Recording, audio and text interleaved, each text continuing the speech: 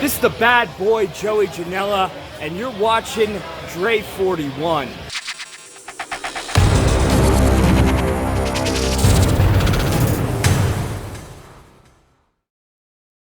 What's up, y'all? It's your boy Dre 41, aka Mr. 4K, aka Drake 41. Welcome to another episode of the Let's Talk podcast. On this episode today, we got professional wrestler Wrecking Ball Legursky. Now, on this episode, it's a little bit different.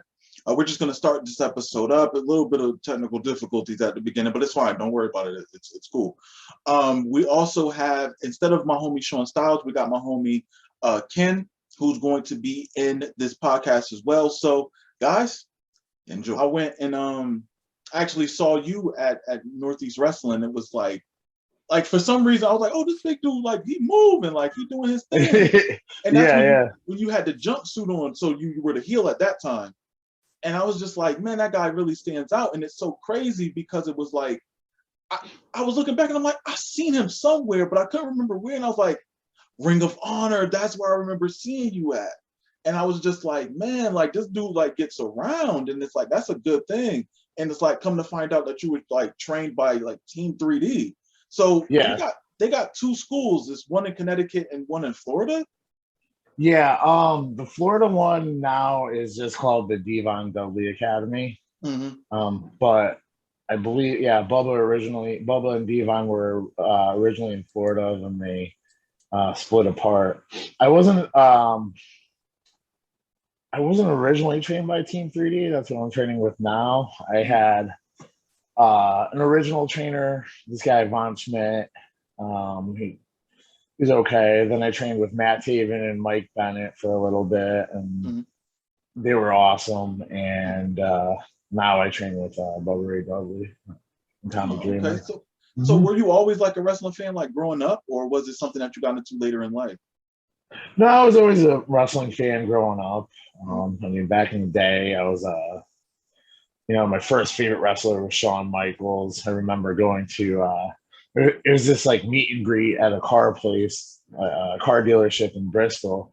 And I was this little fat kid, and I cut the entire line. It's like 2 hours worth of waiting, and I just started cutting people. No one said shit, and I was able to meet him in like a half hour instead of like 3.5 hours.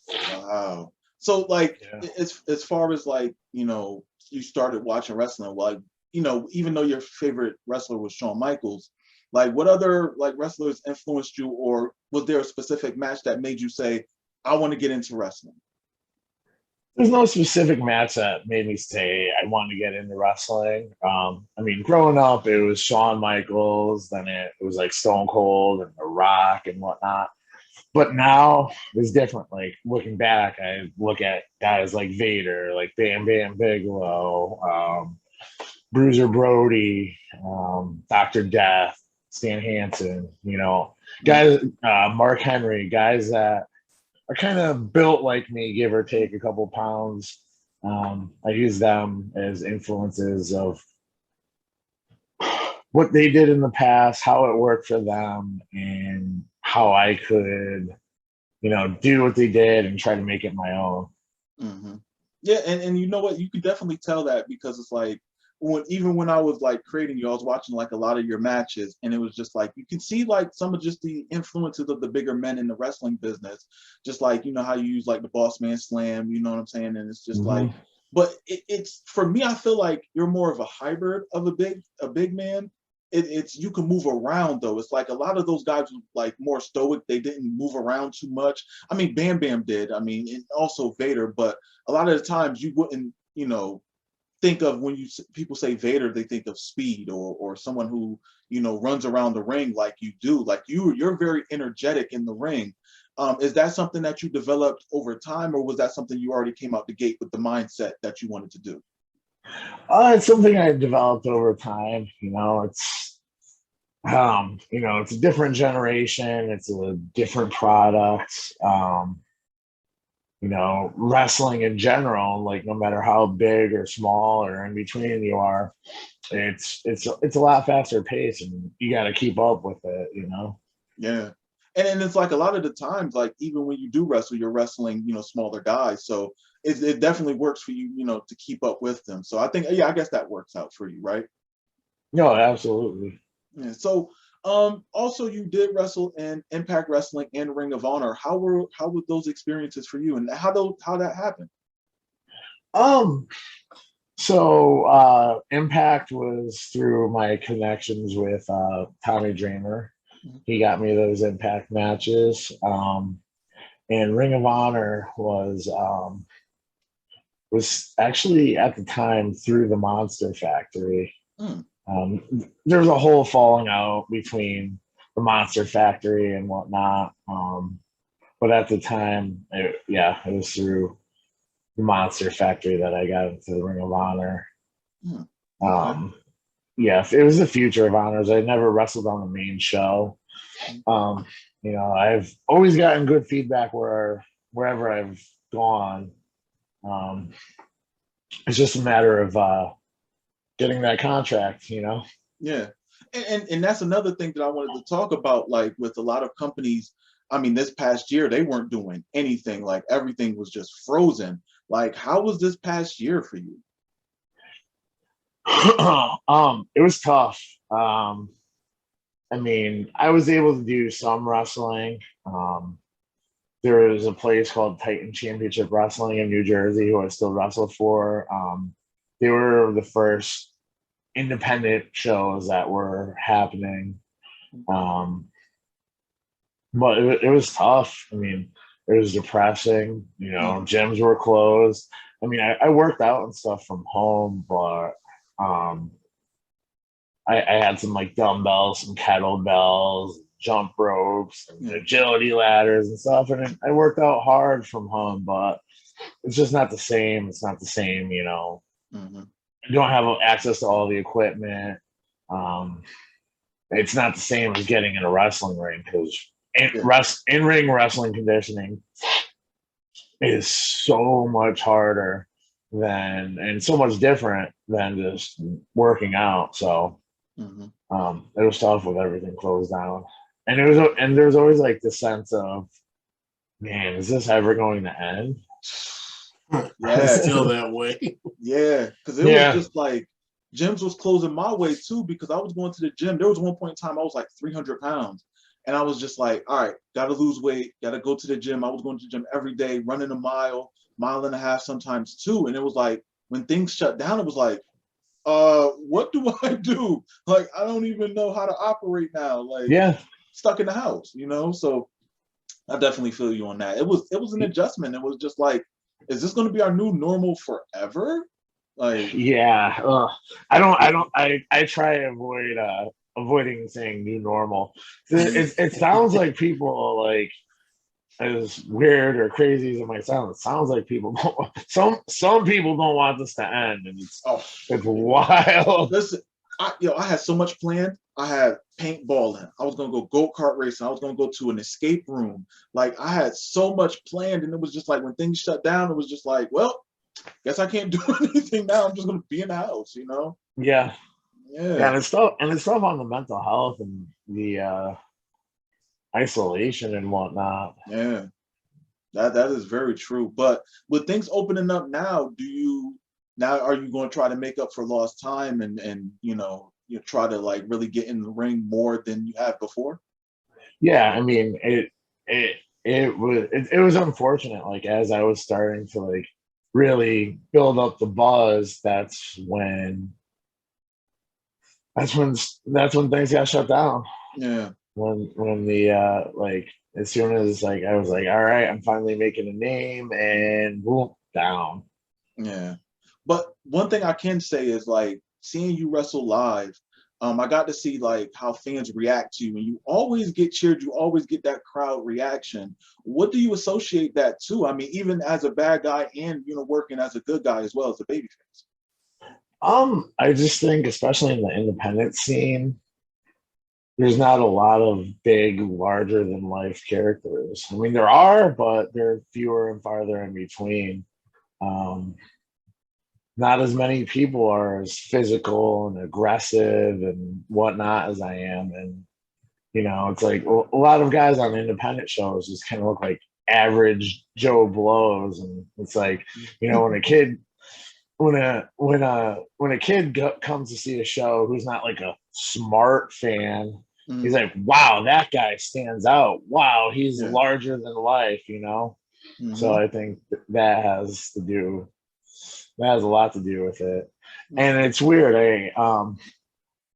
As much as like with building up the buzz and whatnot, I always found like a huge discrepancy between real life buzz, like real life reactions, and the Twitter buzz. It's like some guys who wrestle in barns in the Midwest have more buzz than I do, but like if you want to talk about real life reactions and interactions, it doesn't even come close. Oh yeah, it's wild. I don't get it, and that's something that I'm trying to figure it out. But it's like some cosplaying dork in the Midwest, like, will have like 10,000 followers, and it's like, what?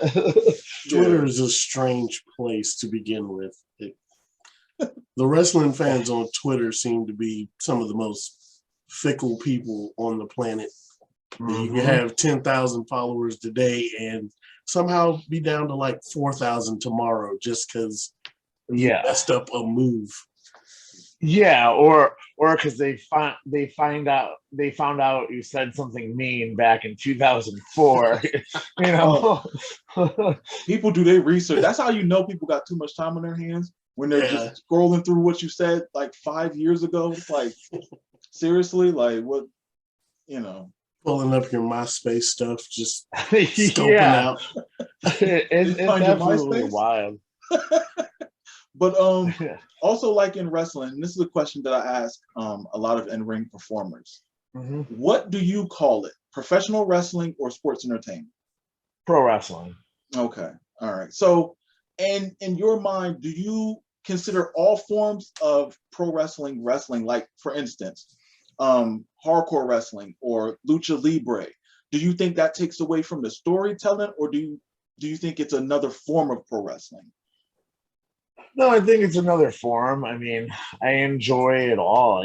I wouldn't necessarily, participate in a 200 light tubes and piranhas that have COVID match, but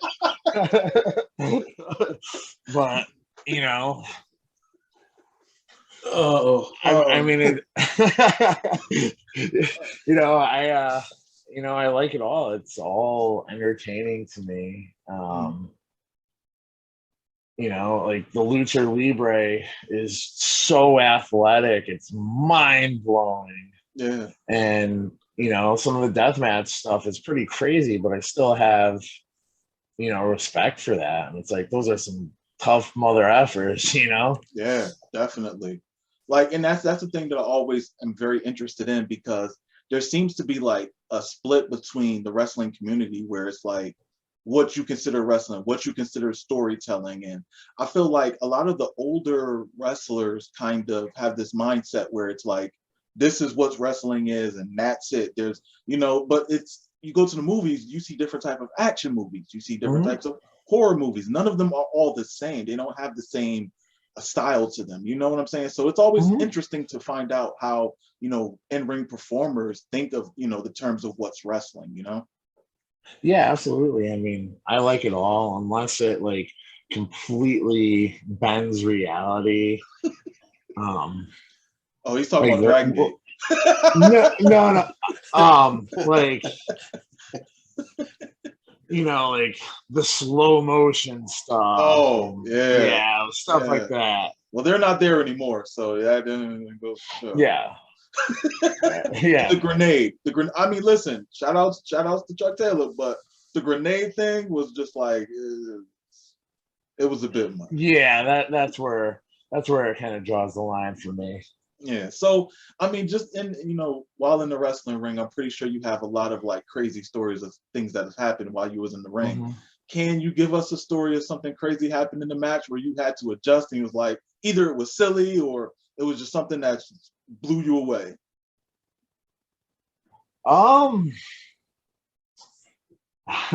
There's one match where I was a heel, and this guy was giving me just a weak, just such a weak comeback. Everything. It was just like, if I register any of this, I'm gonna look absolutely ridiculous. So I just kicked him, and I was like, "Jackhammer, don't kick out." Wow, you was like, we got in this match. You're done. You're done. Yeah, When he was like blown yeah. up, he was tired. It was done for him. I don't know. That's that.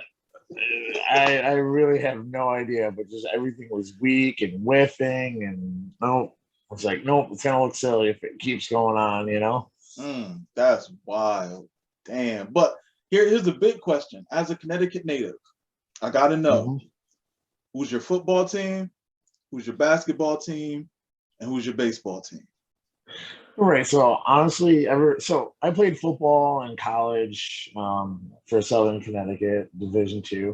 Once I finished playing football, I stopped paying attention to sports. But growing up, and especially now, so I'm a Giants fan. The Giants Okay. kind of suck. So, Sunday is normally like my rest day or whatever, where I bust my ass the entire week. And Sunday is my day that I get to just absolutely be a lazy ass bum and just sleep all day. So, the Giants haven't been good, so they haven't given me a reason to wake up from my nap. I So hear I'm a that. Giants fan, Yankees fan, but I didn't watch the Yankees since it was like the glory days when I was in like middle school. It was like Tino Martinez and Bernie Williams and Paul O'Neill. I 90, was a Knicks. 96, 97. Yeah. I was a Knicks fan, but again, haven't watched since like Patrick Ewing, so when I But they was a make the Ranger, playoffs. tell them I said congrats. Hey, I mean, they finally did it. I was rooting for them for a while when Melo was on the team, but after that, after he left, I was just like, I don't know what to tell you guys. Yeah. So At least y'all's team has a name. That's all I can say about that. well, How's Allen Houston doing this year? wow. Wow, it's been some time. It definitely been some time. Oh man. But also on this podcast, we like to also talk about wrestling. We spoke about it a little bit, but you were saying that you were into like, Here Comes the Pain and Shut Your Mouth, and was that like games that you and your friends always played together, and like how was that? Yeah, no, again, I can't distinguish like which one was which, but I just remember growing up playing SmackDown all the time. Yeah. I think there was also some of the WCW games, and there's like WCW Backstage Assault. Wow. Remember that? Yeah. Wow. Were you one of the ones like myself who always had to create yourself in those games? Yes. And so here's even a great question that goes with that. What was your wrestler's name?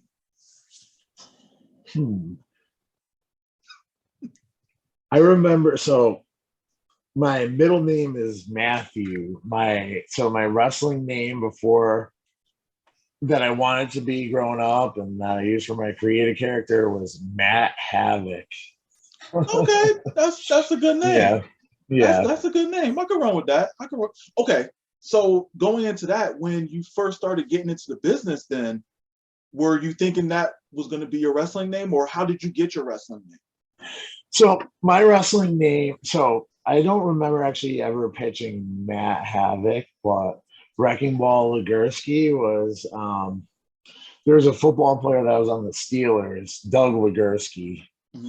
And he's been around. I think he was on the Bills and he played a couple other teams. He wasn't always a starter, but he was like the first one in, like as a backup or like on the goal line. They'd put him in at fullback.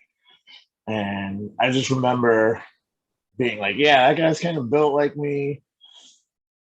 tough dude, and Legursky just sounds like one of those like old school leather helmet, lunch pail, like 1934, old school type name. So I was like, hell yeah, I'll go with Legursky.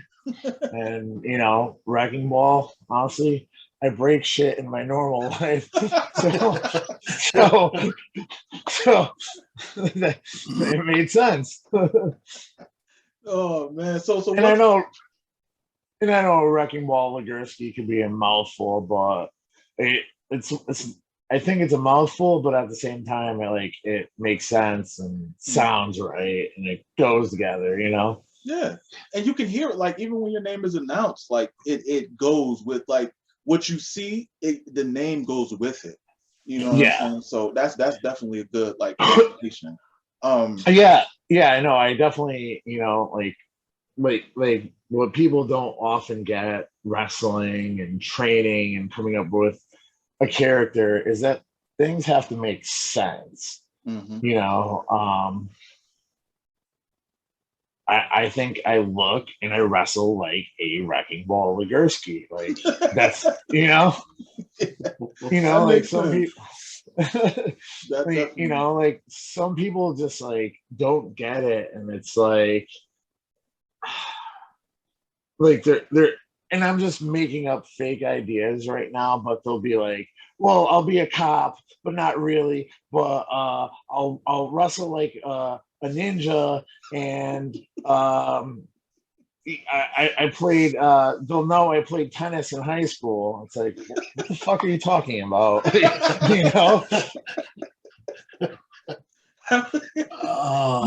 man. so I know you probably like they don't like commit to the idea and make the idea completely make sense. Yeah. And sometimes, especially on the independent circuit, it's like, people try to come up with like too of a nuanced idea, or like, Corporate Kane was funny because you knew who Kane was. But if he came out just as Corporate Kane without knowing who Kane was, it's like, the hell am I looking at? Dude in a suit. That's it. Like, yeah. I don't even think that matched for him. Like, I'm not to get into it too much, but I think the Corporate Kane thing, bad idea. Even the evolution. I thought it was funny personally. But again, I've been watching Kane since like 1998. So you knew, like you said, you knew who he was. So seeing him in that kind of comedy role, seeing that he could pull it off, it worked. Yeah. Totally agreed. Totally agreed. Like also, when thinking about like just going on to like building the character. When I first seen you, you was in a jumpsuit, and then you moved over to a singlet. Like when do you decide, or like when you first started wrestling, like did you already have the look in your head of how you were going to be dressed, or was that just something that developed, or did someone give you a tip saying, hey, maybe you should wear this or anything like that? So initially, I don't know which jumpsuit you first saw me. Like the first jumpsuit I had was like a Dickies like work suit, which is cut off like a one piece like mechanic suit. It could have doubled as a mechanic suit or a prison outfit or whatever the hell. That was given to me. Honestly, my first idea of gear was totally stupid. It's like it was just like a cut off Punisher shirt. It was like never actually wore that, and it's like that's so cliche. No, the Dickies outfit was suggested to me. Then it turned into basically like a Dickies outfit that it was I'm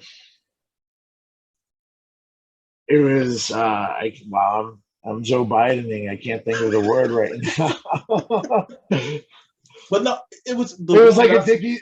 It was like it ended up being like the same shape as a Dickies outfit, but made out of like the same material as tights. Oh, okay. Okay, because I think the ones that I first seen you in were airbrushed.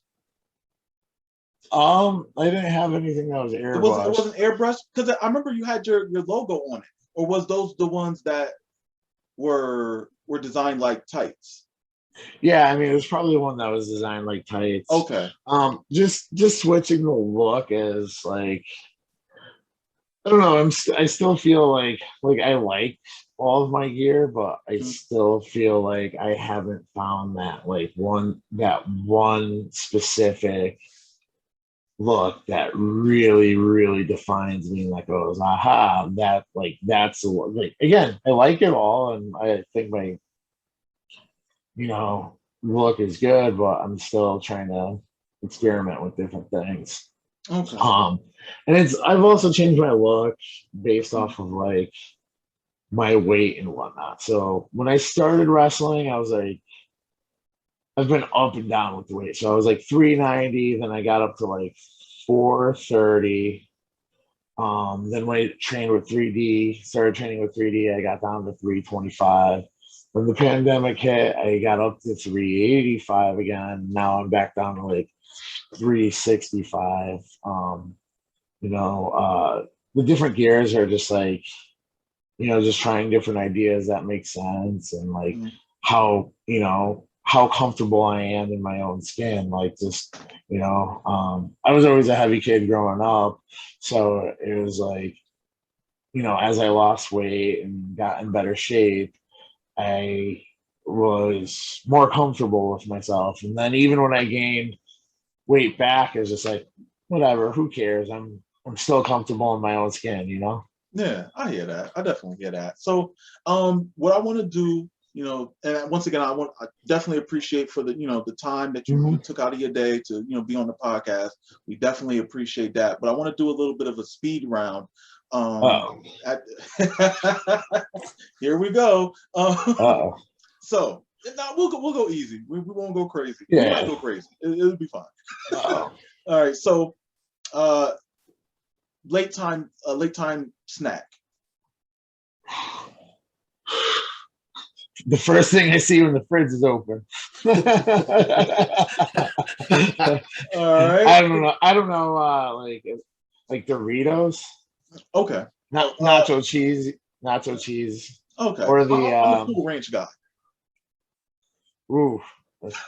I can tell. I can tell by the blue shirt. You're repping the Cool Ranch. Yeah, Cool Ranch all day. Um. Okay, so we got the chips. Um. Oh, have you ever tried the steamed burgers from Meriden?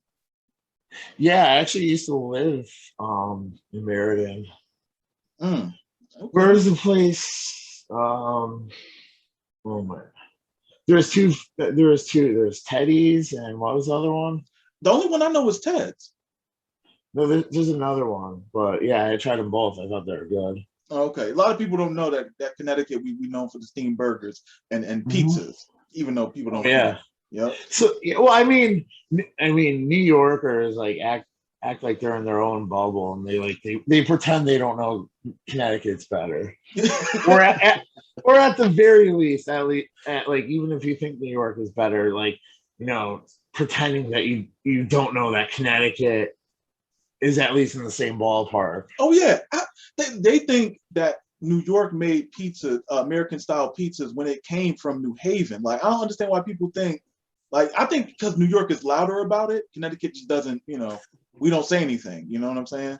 Yeah, New York's louder about a lot of things. Right? Oh man. But another thing I wanted to say, just about seeing you wrestle and just being around where you were, what you were doing. It's like, and I'm gonna give you your flowers. Um, like seeing you wrestle, having a hard fought match, and you being the guy at the door, like shaking people's hands when they leave, man, that was like the coolest thing because that really shows that you appreciate the fans coming out, the ones who support you, the ones who Mhm. cheer you, the ones who boo you, but they give you a reaction and you showing that, you're here for them and you appreciate them. And that's something that really impressed me because you don't see a lot of guys doing that. You know what I'm saying? And it's like, Yeah. you know, I consider you like a top guy because you always get a reaction. And, top guys get a reaction.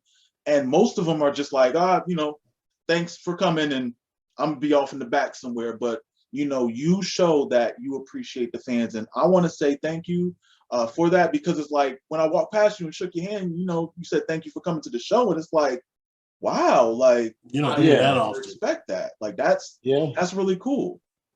Yeah, no, thank you. I mean, I try to make the shows a good experience for everyone, and I know it's a more intimate experience. And a lot of times, whether you're an adult or you're a kid, you usually don't get to meet the wrestlers. So yeah, definitely. If you're at like a WWE show or wherever, you don't get that opportunity as much, or if at all. Yeah, that's very true. But let the guys know how to reach you. Your social media account. Let the fans know how to follow you. Twitter is at WreckingBall75. Instagram, I wanted to keep things the same, but it didn't work out. Wrecking_ball_Legursky, Legursky. And my pro wrestling tees is pwtees.com/WreckingBall75. All right. And also, Northeast Wrestling has a show coming up. You gonna be on that show? Yes, sir. June 27th at the Cadillac Ranch. Oh. So just to let you know, there will be a cowboy hat mandate at the Cadillac. It's going to be Cowboy Dre. The CDC says you have to wear a cowboy hat to the Cadillac Ranch. I'm going to get the Macho Man hat. Does that count? Oh, yeah. Absolutely. Well, this has been Wrecking Ball Legursky on the Let's Talk podcast. Thank you, man, for showing up, man. I definitely appreciate it. Yeah, no problem. Thank you for having me, and hope to see you June 27th. Oh, you'll see me. I'll come up to you and let you know. Yeah, sounds good. All right, man. Talk to you later. Take care, guys. Have a great day. All right, you too.